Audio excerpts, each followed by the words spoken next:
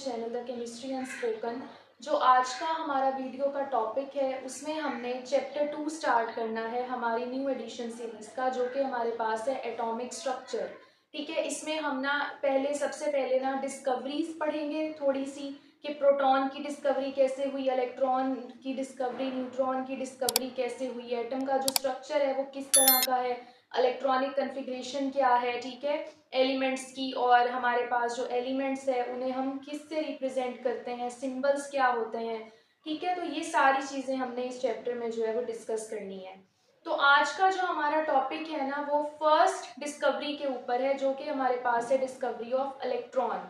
लेकिन उससे पहले हमने एक बैकग्राउंड थोड़ा सा रिवाइज करना है कि हमारे पास जो एटम्स है ना वो कैसे डिस्कवर हुए थे। ठीक है, तो हमारे पास ना जो स्ट्रक्चर ऑफ एटम है वो सबसे पहले एक साइंटिस्ट थे ग्रीस के, डेमोक्रिटस। ठीक है, उन्होंने कहा था कि हमारे पास जो मैटर है ना वो टाइनी पार्टिकल से बना हुआ है। ठीक है, उन टाइनी पार्टिकल्स को क्या कहा जाता है, एटम कहा जाता है। ठीक है, तो डेमोक्रिटस ने सिर्फ ये कहा था कि जो मैटर है ना वो बेसिकली टाइनी पार्टिकल से बना हुआ है। उस वक्त एटम का जो वर्ड है वो डिस्कवर नहीं हुआ था।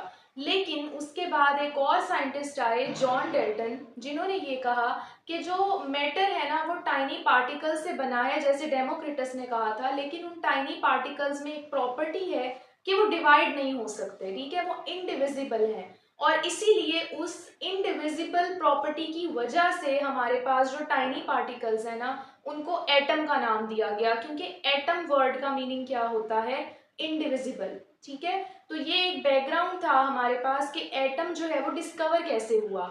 लेकिन जब फर्दर स्टडीज की गई तो हमारे पास एक चीज आई कि हमारे पास ना जो एटम है ना वो डिवाइड हो सकता है। कैसे, उसके सब एटॉमिक पार्टिकल्स में, यानी कि कुछ ऐसे पार्टिकल्स प्रेजेंट हैं एटम के अंदर जो कि एटम को क्या करते हैं, यानी एटम उन पार्टिकल से मिलके बना है। ठीक है, तो हमारे पास जो है ना कुछ डिस्कवरीज, न्यू एक्सपेरिमेंट्स हुए। ठीक है, उन एक्सपेरिमेंट्स की वजह से क्या हुआ, हमारे पास इलेक्ट्रॉन, प्रोटॉन और न्यूट्रॉन की डिस्कवरीज हमारे सामने आई। और उन एक्सपेरिमेंट्स को क्या कहा जाता है, डिस्चार्ज ट्यूब एक्सपेरिमेंट्स कहा जाता है। क्योंकि ये वाले जितने भी एक्सपेरिमेंट्स थे ना वो सारे जिसमें हुए थे वो क्या थी, वो डिस्चार्ज ट्यूब थी। ठीक है, तो डिस्चार्ज ट्यूब एक्सपेरिमेंट से हमें तीन चीजें जो है वो पता चली। सबसे पहले डिस्कवरी ऑफ इलेक्ट्रॉन हुई, फिर डिस्कवरी ऑफ प्रोटॉन, फिर डिस्कवरी ऑफ न्यूट्रॉन। ठीक है, तो आज हमने जो है वो डिस्कस करना है इलेक्ट्रॉन की डिस्कवरी को, कि हमारे पास जो इलेक्ट्रॉन है वो कैसे डिस्कवर हुआ है। ठीक है, तो हमारे पास इलेक्ट्रॉन को डिस्कवर करने के लिए जो साइंटिस्ट थे ना उन्होंने एक एक्सपेरिमेंटल सेटअप किया था। कैसे, ठीक है, आपको स्क्रीन पे भी शो हो रहा होगा। एक्सपेरिमेंटल सेटअप क्या किया था, एक ग्लास की डिस्चार्ज ट्यूब ली थी। ठीक है, जो हार्ड ग्लास ट्यूब थी, यानी कि ऐसा ग्लास नहीं था जो बहुत ज्यादा रिएक्शन पे टूट जाता, हार्ड ग्लास ट्यूब थी। ठीक है, जिसके अंदर दो इलेक्ट्रोड्स जो है वो फिट हुए थे, एक पॉजिटिव इलेक्ट्रोड था और एक नेगेटिव इलेक्ट्रोड था। और उस ट्यूब के साथ ना वैक्यूम पंप अटैच किया गया था, जिससे सारी जो ट्यूब के अंदर जितनी भी हमारे पास गैसेस है ना वो अवैक्यूएट कर ली जाए, यानी कि उस पूरी डिस्चार्ज ट्यूब को बिल्कुल एम्प्टी करके यूज करना था, ताकि जो भी एक्सपेरिमेंट हो वो क्या हो, सक्सेसफुल हो, और पार्टिकल्स जो है वो आपस में कोलाइड ना करें और रिएक्शन जो है वो डिस्ट्रॉय ना हो जाए, खराब ना हो जाए। तो हमारे पास ना तीन चीजें थी, एक हार्ड ग्लास ट्यूब थी, उसके साथ इलेक्ट्रोड्स अटैच थे और वैक्यूम पंप अटैच था। ठीक है, तो सेटअप आपने जो है वो देख लिया कि हमने कैसे जो है वो एक्सपेरिमेंट किया था डिस्कवरी ऑफ इलेक्ट्रॉन का। उसके बाद हमारे पास अब जो डिस्कवरी हुई थी यानी इलेक्ट्रॉन की, ये जॉन थॉमस जो साइंटिस्ट थे ना उन्होंने ये सारा किया था सेटअप। तो क्या हुआ था कि अब उन्होंने ना जो ग्लास ट्यूब थी उसके अंदर एक गैस जो है वो इंसर्ट कर दी। ठीक है, पहले वैक्यूम पंप से सारी एयर रिमूव कर ली और उस डिस्चार्ज ट्यूब के अंदर एक गैस को क्या कर दिया, इंसर्ट कर दिया। अब वो जो गैस थी, इलेक्ट्रोड्स की मदद से क्या किया, उस गैस को यानी गैस के पार्टिकल्स को हाई वोल्टेज प्रोवाइड की।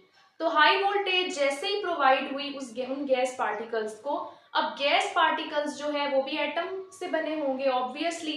तो क्या हुआ, हमारे पास जो पॉजिटिव इलेक्ट्रोड वाली साइड थी वहां से एक ग्लो प्रोड्यूस हुआ, ठीक है, और वो ग्लो जो है यानी रेज प्रोड्यूस हुई और वो रेज जो है वो डिफ्लेक्ट करके किसकी तरफ गई, हमारे पास कैथोड, कैथोड से वो गैस जो रेज थी वो निकल के हमारे पास एनोड की तरफ चली गई। तो हमारे पास क्या हुआ, एनोड यानी जो पॉजिटिव इलेक्ट्रोड था उस पे एक ग्लो जो है वो साइंटिस्ट को नजर आया, जॉन थॉमस को। तो हमारे पास अब वो वाला जो ग्लो था वो क्या था, बेसिकली वो रेज प्रोड्यूस हुई थी, ठीक है। और अब उन रेज की प्रोडक्शन के बाद कौन कौन सी चीजें ऑब्जर्व की गई वो हम देख लेते हैं, ठीक है। तो प्रोसीजर मैंने आपको बताया क्या था, a high voltage is applied to the gas in the glass tube, the rays are emitted from the cathode, cathode की तरफ से रेज एमिट हुई थी, the rays produced a glow at the anode, और उन्होंने ग्लो प्रोड्यूस किया था anode पे, यानी कि वो कैथोड से प्रोड्यूस हुई थी और किसकी तरफ गई थी, एनोड की तरफ, यानी नेगेटिव जो इलेक्ट्रोड था वहां से प्रोड्यूस होके पॉजिटिव इलेक्ट्रोड की तरफ गई थी, ठीक है। तो हमारे पास अब उन रेस की जो प्रॉपर्टीज थी वो क्या क्या सामने आई, जो जॉन थॉमस ने उनको जिनको स्टडी किया था, वो क्या था कि these raise bent towards the negative electrode, क्योंकि कैथोड बेंट किसकी तरफ हुई थी, कैथोड की तरफ हुई थी, नेगेटिव इलेक्ट्रोड की तरफ, showing they are negatively charged. वो कैथोड से प्रोड्यूस हुई थी, नेगेटिव इलेक्ट्रोड की तरफ बेंट होके प्रोड्यूस हुई थी और एनोड की तरफ गई थी। तो क्या हुआ था कि हमारे पास इसका क्या मतलब था कि वो नेगेटिवली चार्ज्ड है, ठीक है। These rays also show diversion towards magnetic field. Magnetic field जो है ना उसकी तरफ भी उन्होंने डाइवर्शन शो की थी। जॉन थॉमस ने ना पूरे सेटअप के इर्द गिर्द मैग्नेट्स लगाए थे और मैग्नेट्स लगाने के बाद ये वाली जो रेस थी ना वो मैग्नेटिक फील्ड का जो पूरा, यानी दो मैग्नेट्स के बीच में मैग्नेटिक फील्ड का पूरा एरिया होगा ना, वहां उन्होंने क्या शो किया था, डाइवर्शन शो की थी।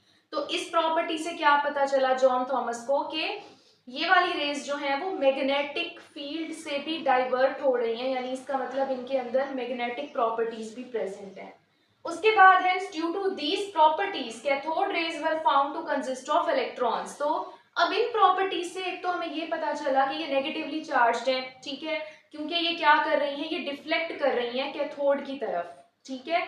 तो हमारे पास क्या हुआ, हमारे पास जो है ये वाली रेज जो है वो कहाँ से प्रोड्यूस हुई, यानी पहले जो है वो ग्लो प्रोड्यूस हुआ था पॉजिटिव इलेक्ट्रोड की तरफ। तो ऐसा लग रहा था साइंटिस्ट को कि ये वाली रेज जो है वो पॉजिटिव इलेक्ट्रोड से प्रोड्यूस हुई है, लेकिन जब प्रॉपर्टीज सामने आई तो उनसे हमें क्या पता चला कि ये वाली जो रेज है ये डिफ्लेक्ट हुई थी नेगेटिव इलेक्ट्रोड की तरफ, ठीक है, यानी कि कैथोड की तरफ डिफ्लेक्ट हुई थी। इसका मतलब ये प्रोड्यूस कहाँ से हुई थी, जहां ग्लो प्रोड्यूस हुआ था, पॉजिटिव इलेक्ट्रोड पे प्रोड्यूस होके किसकी तरफ गई थी, नेगेटिव इलेक्ट्रोड की तरफ। तो इसका मतलब क्या था कि ये नेगेटिवली चार्ज्ड है, ठीक है। और नेगेटिवली चार्ज हमारे पास अब रेस तो नहीं हो सकती ना, रेस के अंदर तो कुछ पार्टिकल्स होंगे जो नेगेटिवली चार्ज्ड हैं। तो यहाँ से हमने इलेक्ट्रॉन्स को डिस्कवर किया कि कैथोड रेस जो प्रोड्यूस हुई थी, क्योंकि वो कैथोड से प्रोड्यूस हुई थी तो उनको कैथोड रेस का नाम दिया गया साइंटिस्ट के थ्रू, ठीक है। तो कैथोड रेस जो प्रोड्यूस हुई हैं वो नेगेटिवली चार्ज्ड हैं, तो उनके अंदर अल्टीमेटली जो पार्टिकल्स हैं वो नेगेटिवली चार्ज्ड होंगे। तो नेगेटिवली चार्ज पार्टिकल्स को हमने किसका नाम दिया, इलेक्ट्रॉन का नाम दिया, ठीक है। तो इस तरह हमारे पास इलेक्ट्रॉन की डिस्कवरी हुई थी, ठीक है। तो नेक्स्ट हमारे पास जो वीडियोस होंगी उसमें हम प्रोटॉन और न्यूट्रॉन की डिस्कवरीज को डिस्कस करेंगे, ठीक है। तो वीडियो अच्छी लगी तो चैनल को ज़रूर सब्सक्राइब करें और मेरी वीडियोस को लाइक भी करें और अपने दोस्तों के साथ भी शेयर करें और कमेंट्स में भी मुझे लाजमी बताएं कि आपको वीडियोस कैसी लगती हैं। और अपना ख्याल रखें, तब तक के लिए अल्लाह हाफिज़।